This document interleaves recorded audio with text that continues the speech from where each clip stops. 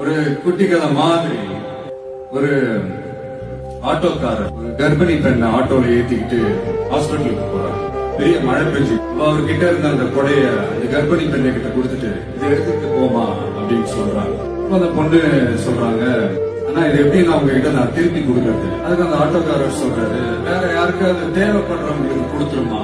அந்த கர்ப்பிணி பெண் அந்த கொடையை எடுத்துக்கிட்டு ஹாஸ்பிட்டல் வாசலுக்குள்ள போகும்போது அந்த வாசல்ல ஒரு பெரியவர் மழைக்கு பயந்துகிட்டு அப்படியே கை கட்டிட்டு நின்றுட்டு இருக்கிறாரு. அந்த கர்ப்பிணி பெண் அந்த கொடைய அந்த பெரியவர்கிட்ட கொடுத்து, ஐயா இது எடுத்துட்டு போங்கய்யா அப்படின்னு உடனே அந்த பெரியவர் கொடையை எடுத்துக்கிட்டு பஸ் ஸ்டாப்புக்கு வர்றாரு. பஸ் வருது, ஏறி போகும்போது அங்க பாக்குறாங்க ஒரு பூக்கார அம்மா பூவை வச்சுக்கிட்டு ஒரு அட்டையை மழைக்காக குடிச்சுக்கிட்டு உட்கார்ந்துட்டு இருக்கிறாங்க.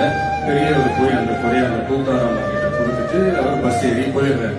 பூக்காரமா அந்த கொடையை எடுத்துக்கிட்டு வீட்டுக்கிட்ட வரும்போது அங்க ஒரு ஸ்கூல் படிக்கிற பொண்ணு பேக் எல்லாம் மாட்டிக்கிட்டு மழையில ஓடி வர்றாங்க.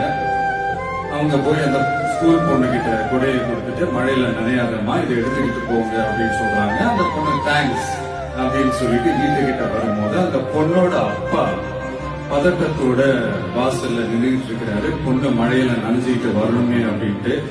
அந்த அப்பா வேற யாரும் இல்ல, அந்த ஆட்டோக்காரர்.